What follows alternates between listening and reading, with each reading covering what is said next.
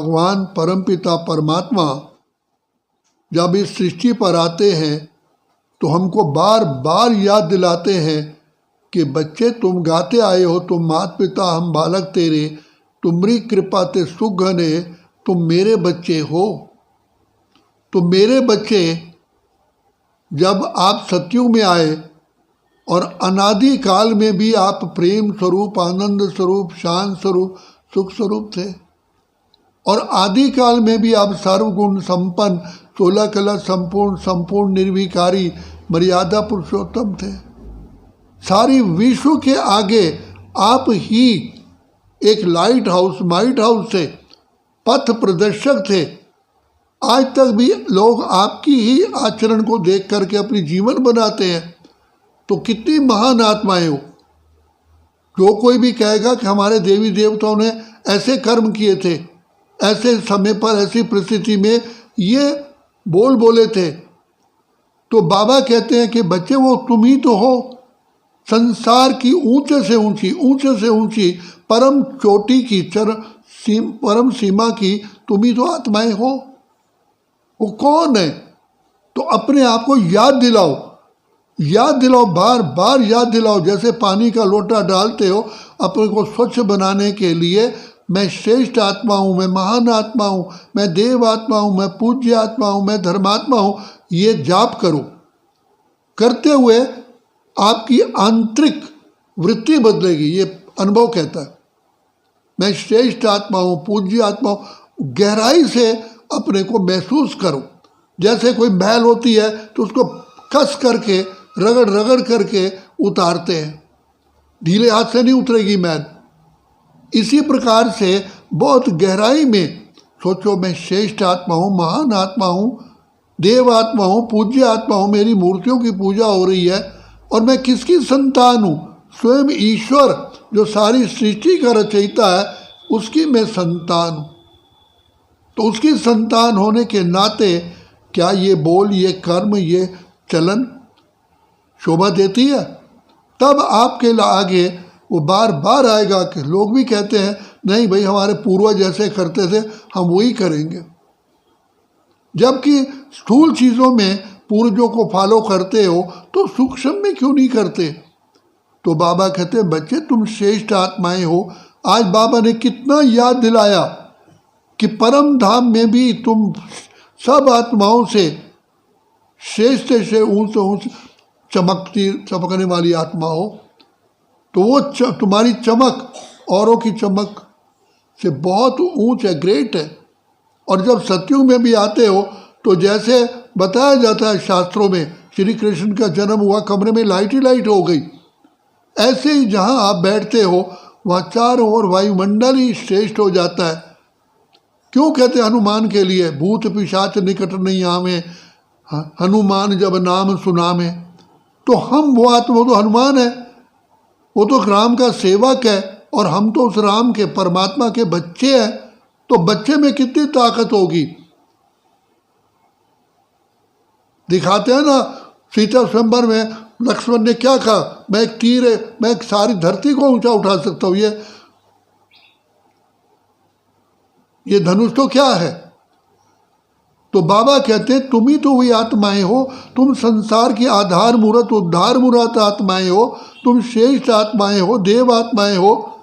सारे राजा महाराजा क्या कहते थे राम के लिए स्वयंवर में कि ये चिड़िया क्या करेगी, तो चिड़िया ने क्या करके दिखाया। तो बाबा कहते तुम आत्माएं अति सूक्ष्म हो, ज्योति का चमकता सितारा हो, लेकिन तुम एटम बम से भी, एटम शक्ति से भी महान से महान, ग्रेट से ग्रेट हो। एटम से ही, आत्मा से ही एटम शब्द लिया है। तो आज एटॉमिक वार के लिए लोग कितना घबराते हैं। तुम आत्माओं में इतनी शक्ति है, लेकिन अपनी शक्ति को खुद को पहचानो। हनुमान को कहा, यह श्राप मिला हुआ था कि तुम अपनी शक्ति को भूल जाओगे, तुमको याद दिलाएंगे। तभी तो कहते हैं जय हनुमान ज्ञान गुण सागर जय कपीश। तो वास्तव में हम ही वही आत्माएं हैं। बाबा आकर के बार बार हमको जागृत करते हैं, बच्चे तुम कौन हो? तुम इतनी संसार की, विश्व को चलाने वाली आत्माएं, लाइट हाउस माइट हाउस हो, आधार मूर्त हो, उद्धार मूर्त हो, और तुम कमज़ोर बने हुए हो। तो ये है मनसा सेवा, अपने आप को इस स्थिति में टिकाना। मैं श्रेष्ठ आत्मा हूँ, इसमें टिको। जैसे अगरबत्ती जलती है तो उसकी सुगंध फैलती है, ऐसे ये अनुभव बताता है जब आप अपने को श्रेष्ठ आत्मा, महान आत्मा, धर्म आत्मा समझोगे तो उसके प्योर वाइब्रेशन फैलते हैं, चारों तरफ वायुमंडल फैल जाता है। आपके संकल्प में इतनी शक्ति है। तो बाबा कहते हैं बच्चे तुम उस संकल्प पावर को लाओ। संसार में पवित्र से पवित्र, पवित्र से पवित्र आप जैसा कोई हुआ है ना होगा। तो इतनी पवित्र आत्माएं हो, आप तो दूर से भी ज्यादा निर्मल हो। गंगा का जल क्या है? गंगा ऐसी तो हजारों गंगाएं भी आपके सामने कुछ नहीं है। तुम स्वयं गंगा सागर के बच्चे हो, ज्ञान सागर के बच्चे हो। अपनी वैल्यू को पहचानो।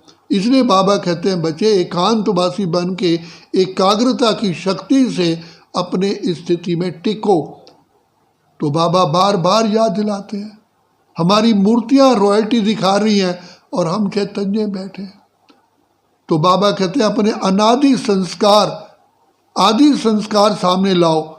तो ये तो हमारे मध्य के संस्कार हैं।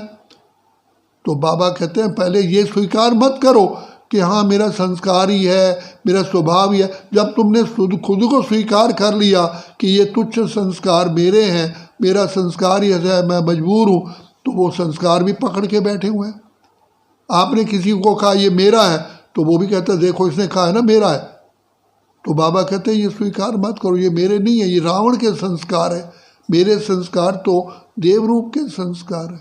उन सब संस्कारों को सामने लाओ और हर बात में यही लाओ कि मैं ईश्वरी संतान हूँ, परमात्मा की श्रेष्ठ। परमात्मा ने जो रचना रची थी उस रचना, श्रेष्ठ रचना में भी मैं अति श्रेष्ठ रचना हूँ।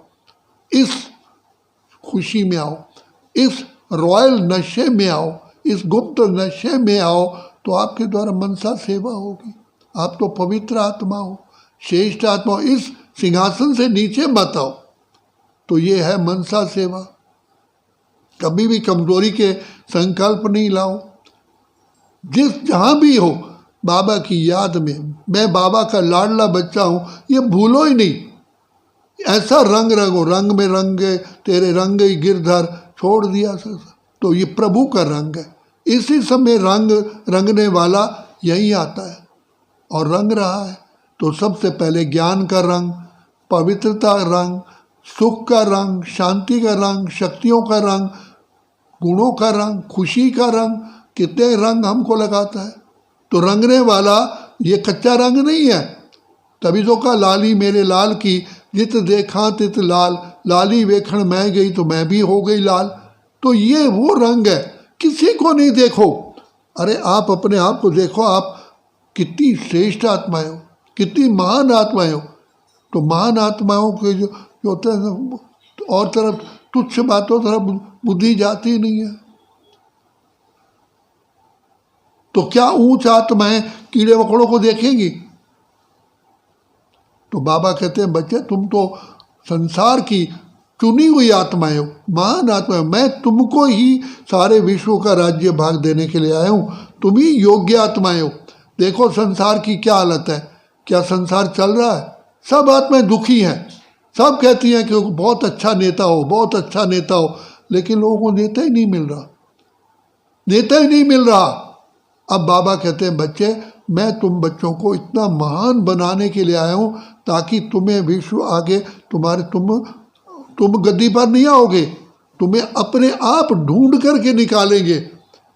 जैसे सूर्य चमकता है तो किसी को कोई कहेगा सूर्य चमक रहा है, तो खुद अपनी चमक दिखाता है। ऐसे तुम आत्माएं भी संसार में चमकोगी और आपके आगे नमन करके आपको राजगद्दी देंगे। तो तुम तो लाइट हाउस माइट हाउस हो। तो बाबा कहते हैं सारी जनता तुम्हें स्वीकार करेगी, तुम्हारे चरणों में झुकेगी। महाराज आप गद्दी संभालिए, हम आपके इंतजार कर रहे थे। हे मेरे देव आत्मा, हे मेरे इष्ट देव, आप गद्दी पर बैठ। लेकिन इष्ट देव को अपनी इष्ट देवताई संस्कार तो लाने हैं ना। तो वो हम हैं चैतन्य आत्माएं। तो बाबा तो कहते हैं मेरे बच्चे आज ही बन जाए। तो ऐसा बाप की आशाएं पूर्ण करने वाले श्रेष्ठ आत्मा, महान आत्मा, देव आत्मा बनो। ऐसा ना हो राजा जनक को कहना पड़ा कि मेरी ये धरती जो वीरों से खाली है। क्या भगवान को ये कहना पड़े कि ये संसार श्रेष्ठ आत्माओं से खाली है? नहीं, हम ये शब्द नहीं सुन सकते। बाबा खुद कहे कि आओ बच्चे, आओ मेरे लाल। तो ऐसी महान आत्माएं बैठे हो, श्रेष्ठ आत्माएं बैठे हो, पूज्य आत्मा बैठे हो, सिर्फ बाबा को याद करके बाबा की शक्तियों से लेकर अपने आप को चमकाओ। तब का बाबा कहते हैं सिमर सिमर सिमर सुख पाओ, काल कलेश मिटे सब। बार बार अपने अस्तित्व को पहचानो, रियलिटी को पहचानो। तुम रॉयल आत्माएं हो, महान आत्मा। अच्छा, ओम शांति।